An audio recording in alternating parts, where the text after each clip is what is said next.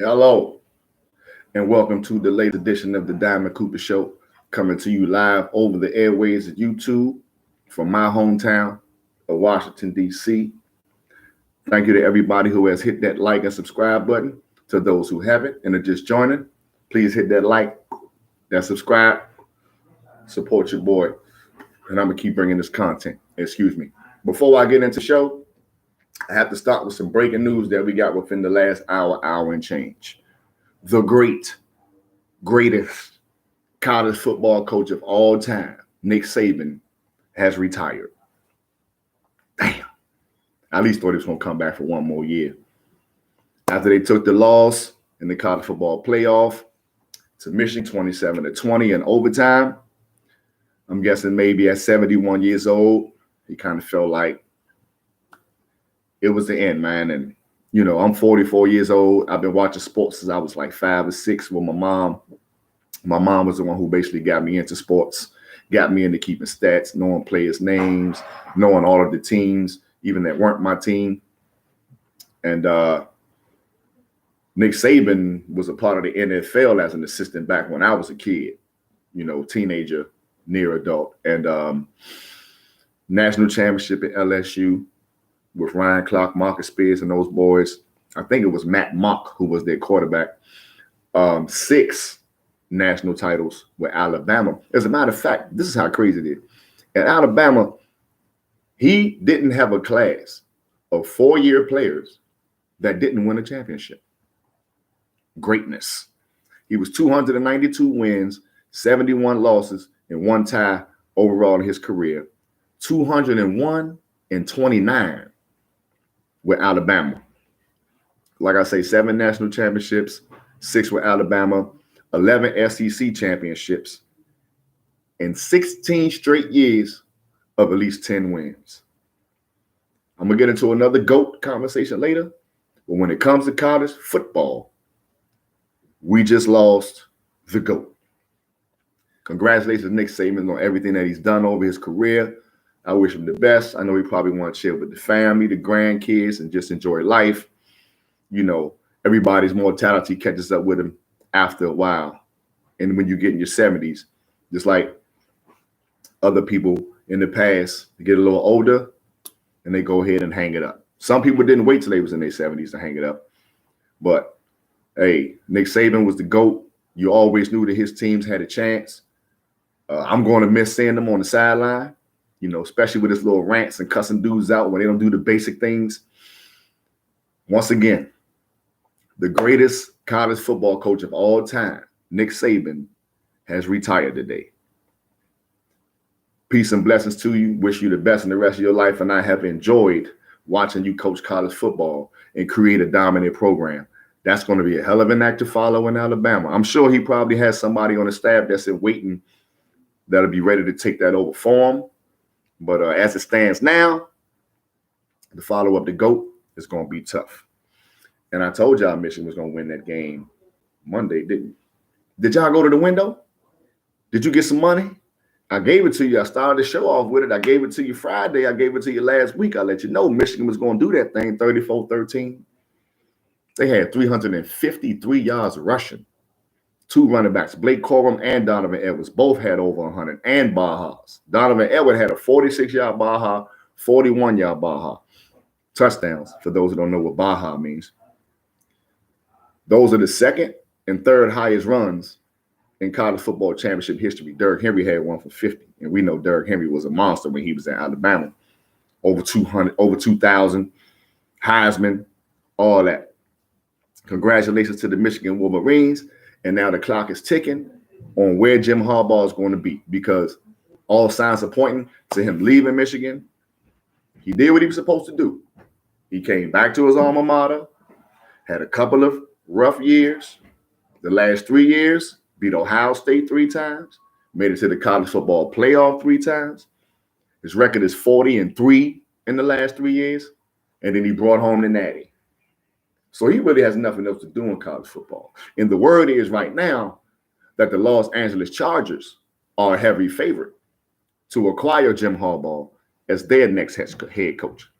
And if you remember, when he went to the NFL before, He was an NFL head coach of the San Francisco 49ers for 4 years, won the 3 NFC championships, and made a Super Bowl. They were down. The lights went out after the Beyonce halftime thing. They had to wait for a while to get back on the field. San Fran made a comeback. Baltimore stopped them on the last drive in 2012 in the Super Bowl.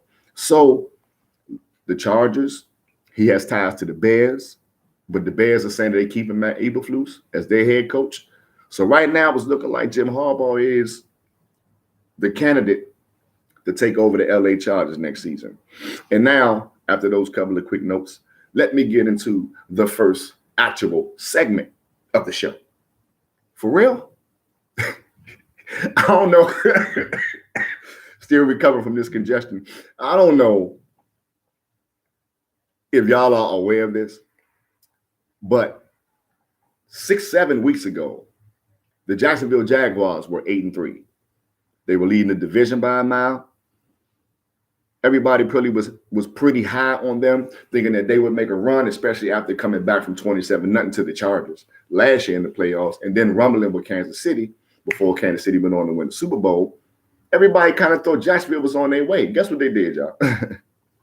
When they was 8-3, they posted playoff ticket sales.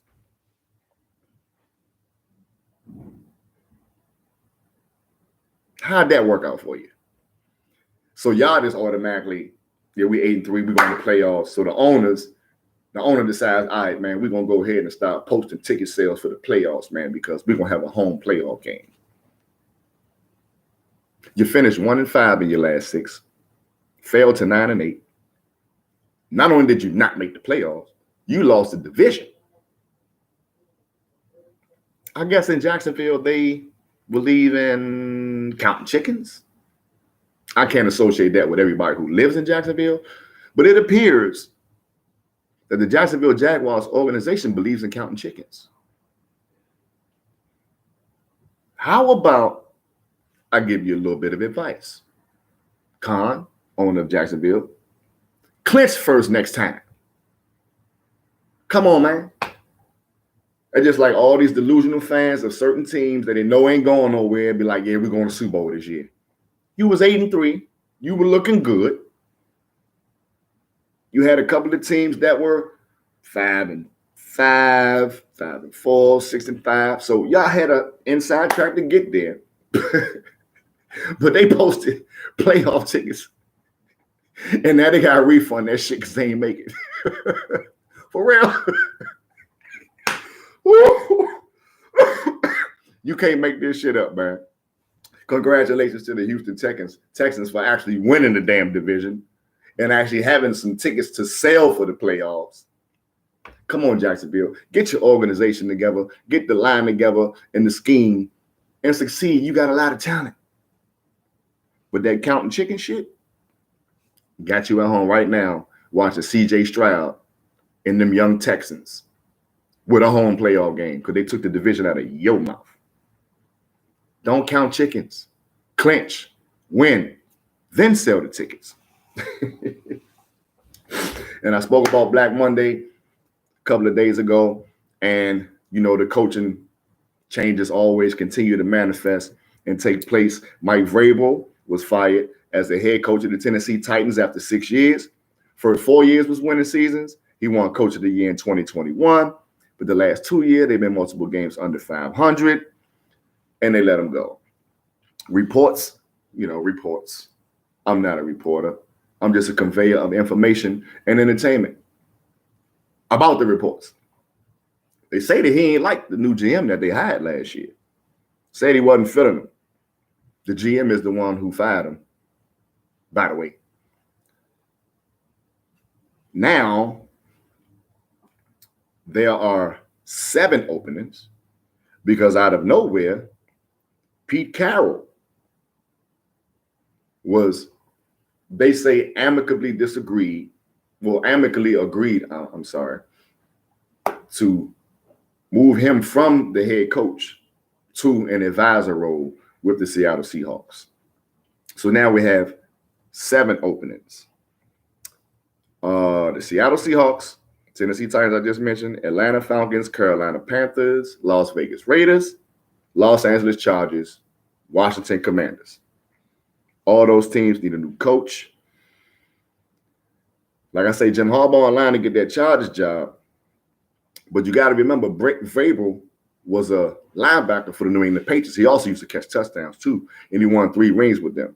New England has had talks with Bill Belichick on Monday. They're supposed to talk again before the week is out. So keep your eyes on Mike Vrabel going to New England if Bill Belichick decides to leave. The Bears fired the offensive coordinator, Luke Getsy, not the head coach, man, Eberflus. They said he's safe, but they fired Luke Getsy, the offensive coordinator. I'm assuming that they believe they need a better scheme and someone with a fresh, outlook on offense to help Justin Fields. And I'm really hoping that that's the case because they need to keep Justin Fields. They got the number 1 pick from Carolina. They got number 8, their own. Or was it 9? They need to trade that number 1 pick or take Marvin Harrison Jr. with that number 1 pick. Now, if someone is like at 2, Washington Commanders are at 2. Now, if they want to go get a quarterback, you could just jump back 1. They going to get a quarterback. You still can get Marvin Harrison, but you get more draft picks and capital to build around Justin Fields. So I'm hoping that that's what the Chicago Bears do. Another story that's kind of wild because it's never happened before. And it was kind of surprising to me that it did happen, but I didn't have the actual facts as far as stats, if it had ever happened before. But the Eagles are the first team to start 10-1 and not reach 12 wins in NFL history. The hell of a nosedive. Wouldn't you agree? I'm not mad. They're in the division with my team. I don't like any of the NFC East teams that don't have a star on their helmet. So I'm not mad because their nosedive went along with our ascension and we took the division.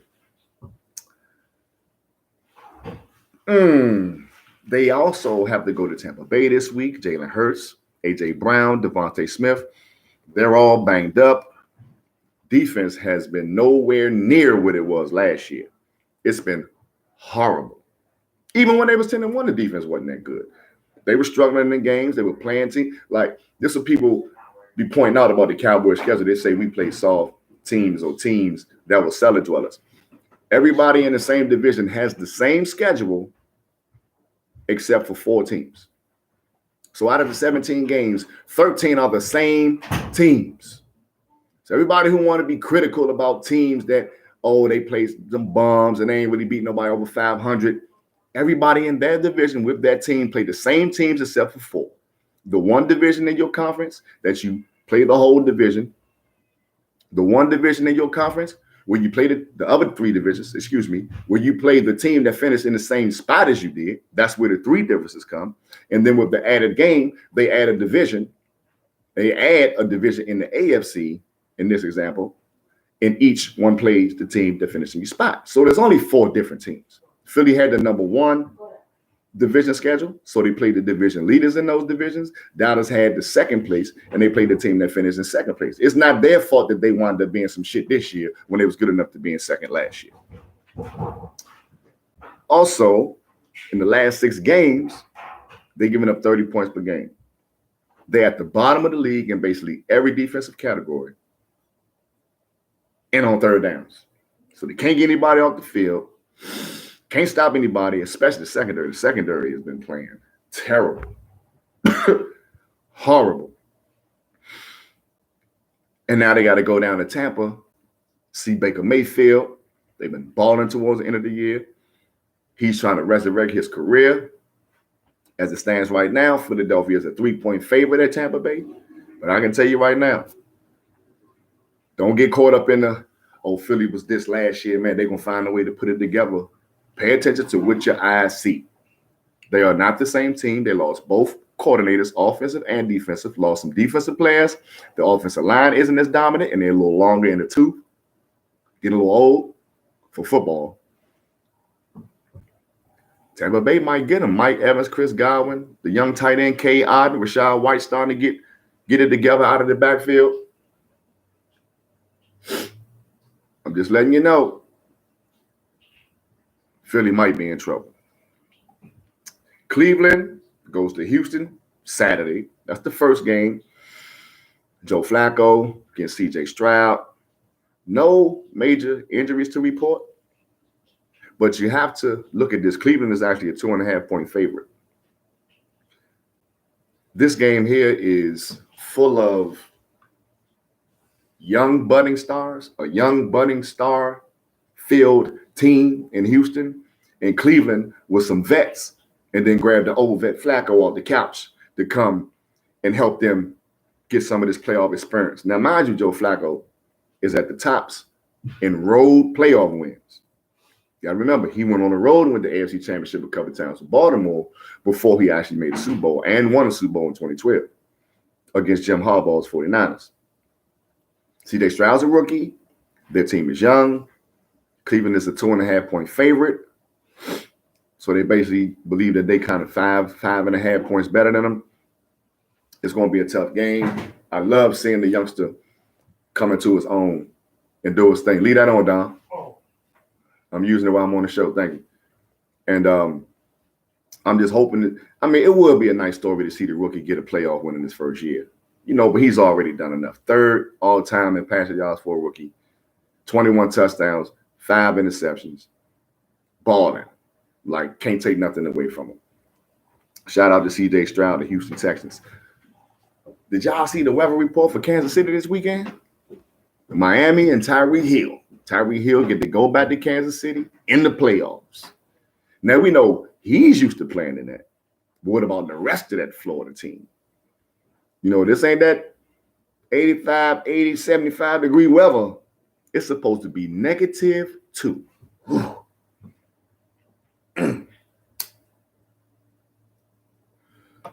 Now, I done played some cold games before. Free and not free. But -2, ooh. Got to keep them fingers and them toes warm, man. The body with enough wrapping and everything around it underneath the uniform, the body should be all right. But, you got to get something up over your neck, one of those face masks. You got to make sure you got some of them good gloves. They got some warmth on the inside, but you can still grip. That's going to kind of be difficult because most of the football gloves are real tight.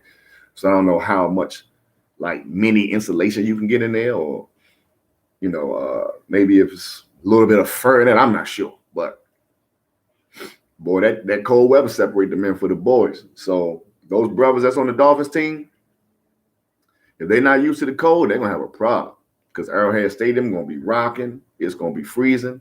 And Andy Reid said, man, we're not worrying about what's going on out there with Mother Nature, man. We just preparing to play a game because they're used to it. So we're going to see, because there have been a couple of drops. Tyreek done had some pressure. Kansas City's defense is better. I think it's going to be tough sledding for the Dolphins. But we'll see. They did come back when they played in Germany, but that was Germany. This is Arrowhead, and it's not 70 like it was over there. It's going to be -2. So some of the men going to get separated from the boys in this game. Then we got 40-mile-per-hour winds and cold temperatures in Buffalo. For the Pittsburgh Steelers at the Buffalo Bills. Wind miles that high, that takes the air out the ball. So now we're talking about like a muck it up, ground and pound type game. That Buffalo, when you probably use Josh Allen to go along with James Cook, with the running game, and Najee Harris and Jalen Warren for Pittsburgh been running that thing. But here's the kicker. Buffalo's giving up 10 points. Bad weather is an equalizer. Never forget that when you're in the sports betting world. Bad weather is an equalizer. So I'm going to tell them that 10 points is suspect. I'm going to tell you right now. The 10 points, suspect. Buffalo's rush defense hasn't been that good. So even though I'm going to give the Jews Friday, more than likely, we're going to rock with Pittsburgh with them points. I'm just a little torn about it because TJ Watt is out.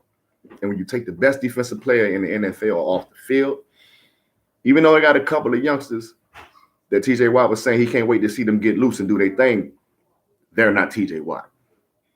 And I believe that's why the money is going on Buffalo, because they feel as though TJ Watt going to be out. Buffalo should blow him out. I don't really think so. Buffalo's been winning, but they haven't had many blowouts. And of course, when it comes to my Cowboys, Jerry had some things to say about Mike McCarthy's job. He was pleased with everything that's happened. He is happy with everything that happened, but still he's not saying anything definitive about his job moving forward if the Cowboys don't win. Jerry, just, the box up there, just go up. Stay in the box, man. All these radio shows, all these comments, stop adding pressure to a team that already has pressure. They got the star on their helmet. They don't need no more pressure. Stop trying to make the shit about you. Step out the way and let the team do what they do.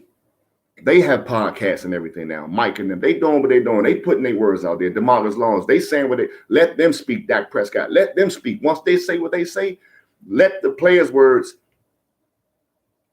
be the bottom line. I'm a Dallas Cowboy fan, but I'm tired of hearing you keep talking about all these statements. And first you was talking about we can't squander the number 2 seed. And now we got it. Now you're talking about something. I'm very pleased with what he's done, but I'm not going to say anything about next year because we still have some work to do. Yeah, we got work to do. We ain't won in 27 years. You damn right we got work to do. You need to stop talking until we do it.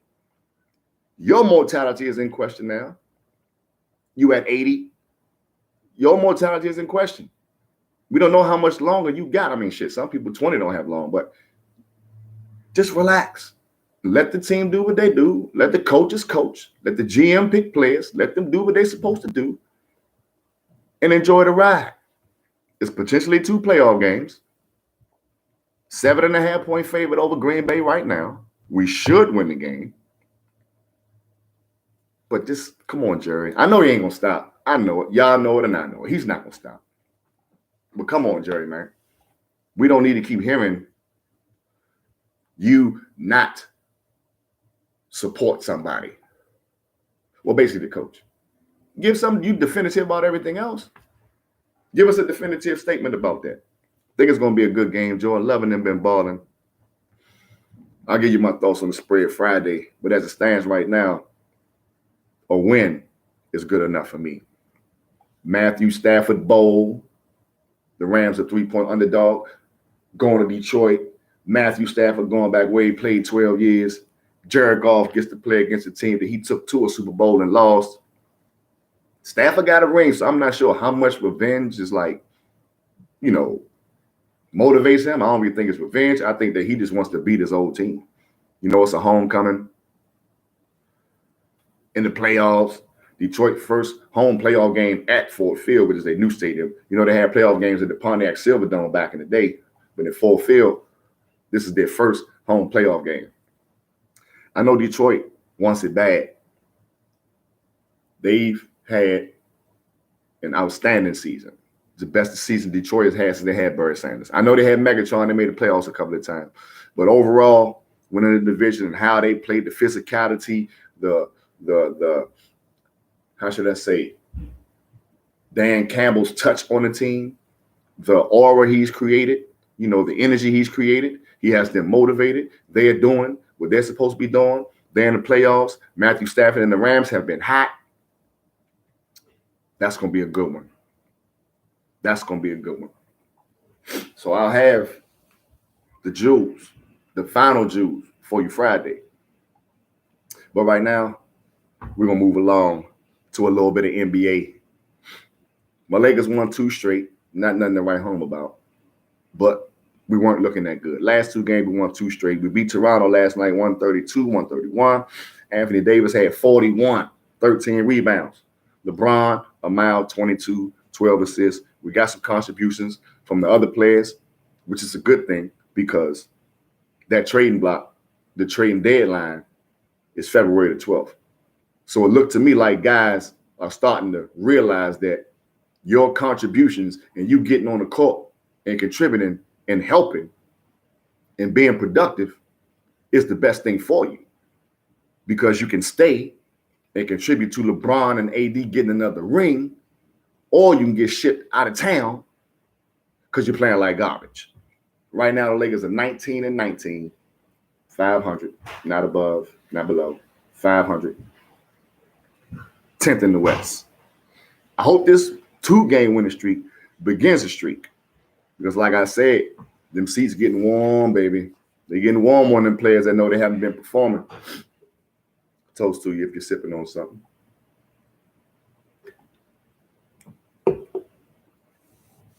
Staying with the NBA, but not on the court.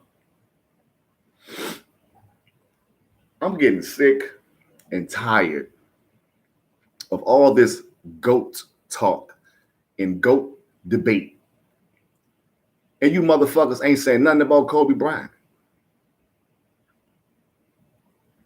It was MJ because, okay, for those who don't know, 78, when the ABA and the NBA merged, it was basically the black players and the white players and who thought they was better. They merged, became one league NBA. You had already had Bill Russell, Jerry West, Dr. J. Magic and Bird came 79. Mike, Clyde Drexler, Olajuwon, everybody came on in. But the actual term GOAT, greatest of all time, was started in 1990. That's the first time the word was used. So even though we had great players, and even though Isaiah Thomas had said whenever Cap walked in the room, people just bowed down, Cap is a nickname for Kareem Abdul-Jabbar, who was formerly known as Lou Alcindor before he became Muslim and he changed his name to Kareem Abdul-Jabbar. He was the all-time leading scorer for 30 years, and LeBron broke it last year. MJ was the first person to be considered the GOAT, and that was in 1990. So that means that when it comes to GOAT talk, Jordan was the standard. Now, it was MJ, then it was the closest thing to MJ, Kobe Bean Bryant. Now, all of a sudden, every time people talk about the GOAT, all they talk about is MJ and LeBron. I'm so sick of this narrative, man, for real. I'm glad that Shaq, Rashad McCants, and others, Kenya Martin and others, have come out and pointed out the fact that it's no way you had that conversation without Kobe in it. Magic, who was the reason I liked the Lakers growing up, because my first time watching, I seen them do a bounce pass from like full court. It was Michael Cooper, right? Yeah, laid it up. I was like, oh, I like him, Mom, I like him. And she was like, man, that's the Lakers, that's Magic Johnson. I'm like, all right, so I was a Laker. Magic said Kobe was the greatest Laker ever. And there's people from the era that Magic played that believe Magic was the greatest Laker ever. But he said Kobe was the greater Laker ever. Now, man, just think about all the Lakers that played with the Lakers. Jerry West, the logo, Elgin Baylor.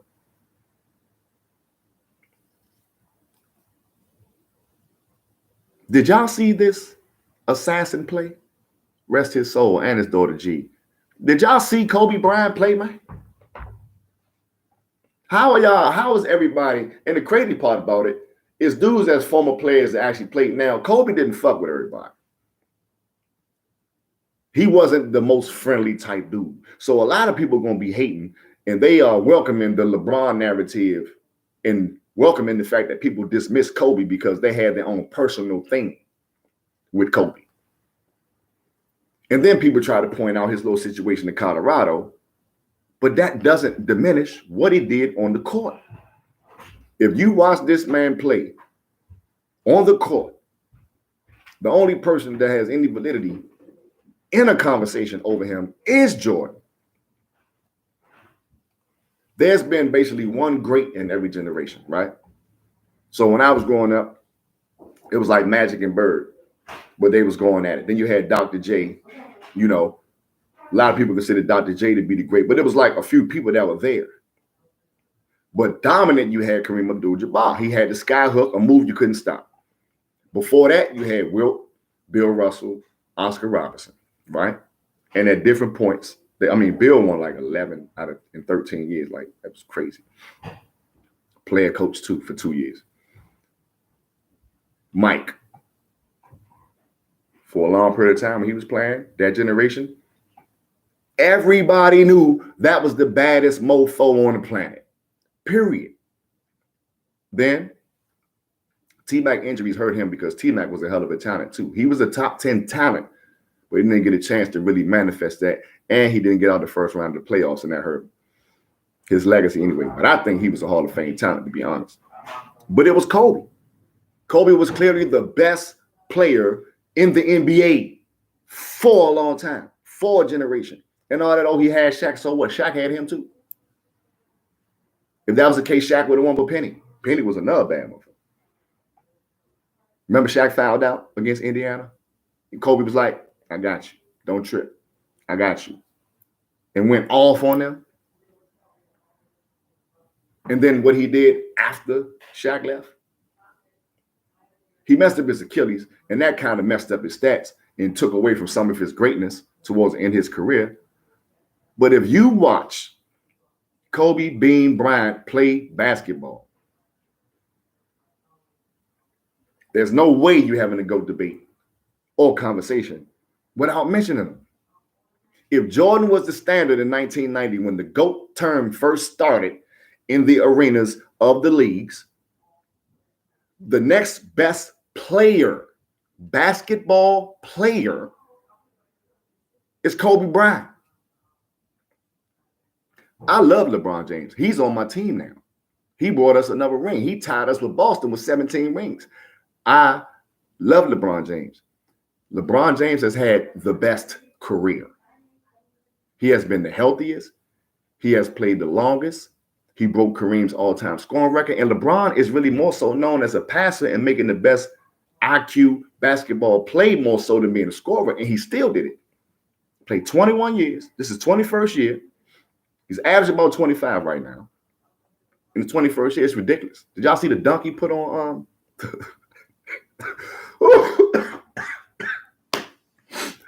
At 39 years old, still killing him. Love LeBron. LeBron has had the best career in NBA history.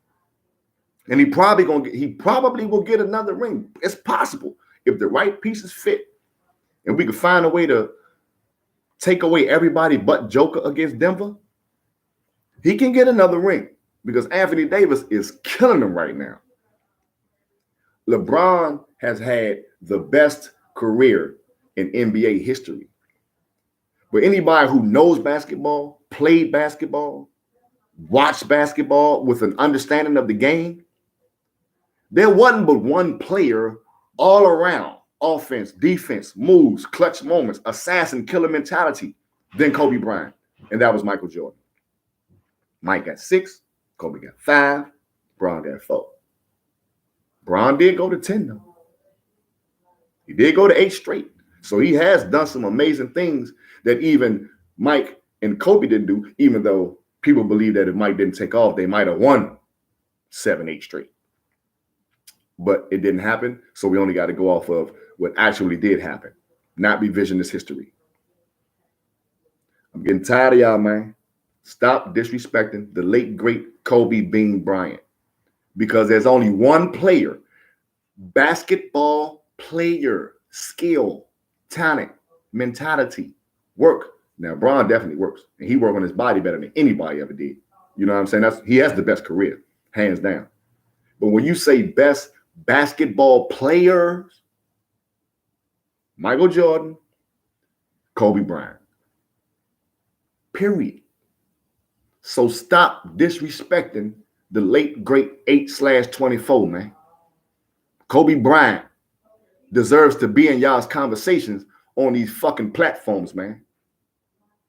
Rest his soul posthumously. Y'all need to give that man his respect. Kobe Bryant is on Mount Rushmore. And the only person that was a better basketball player was Mike. Before I get up out of here, I seen some funny stuff earlier. I don't know if y'all hip to the Pat McAfee show. He used to be a punter for the Indianapolis Colts. Been a YouTube, he had a show on YouTube.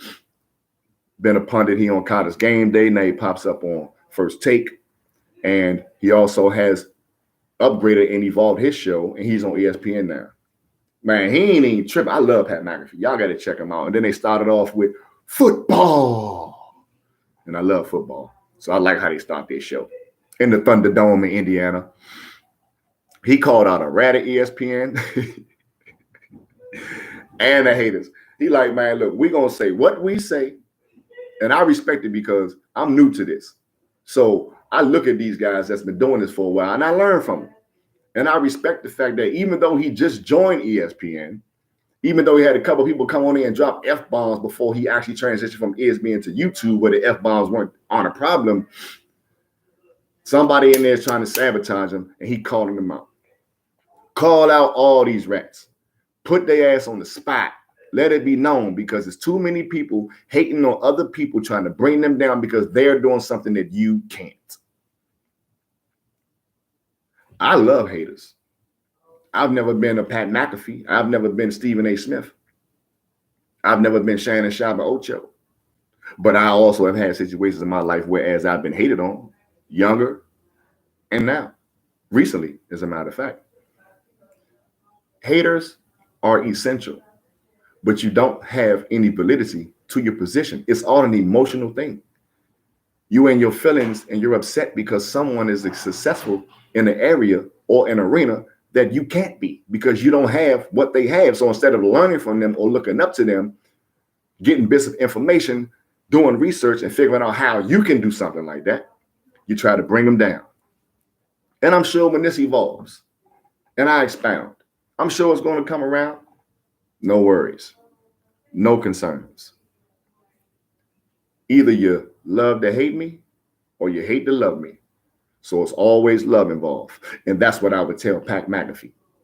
Either you love to hate me or you hate to love me. Either way, love is involved. So we need to hate us just as much as anybody else. But shout out to Pat McAfee, because ESPN is the worldwide leader in sports and all that. And you don't see that often. But I'm glad that his authenticity came to the forefront and he let it be known. Yeah, we know you the rat. Called his name out. I don't remember the dude's name because he's not important to me. But I'm glad that he got called out. Stop hating on Pat McAfee. Stop hating on Shannon Sharpe. Stop hating on these brothers that's doing things that you can't do. Learn from them. Build your own. It's enough bag out here for everybody. For real. Shout out my man Drip. I'm going to get this movie finished for you, bro. Been a lot going on. The homie Don Perseus is dropping another CD. Y'all got to check him out on IG, Don Perseus, Perseus. My homie nephew. I see you got some new stuff up. Keep doing what you're doing. And my man Numbers. All y'all out here doing y'all thing. I'm definitely going to get y'all on this platform once I get over the certain amount of subscribers that I need. Please tell your people to tell their people to check me out. Hit the like and subscribe. And I'm going to keep bringing you this content. Peace and love to you all. Have a great night.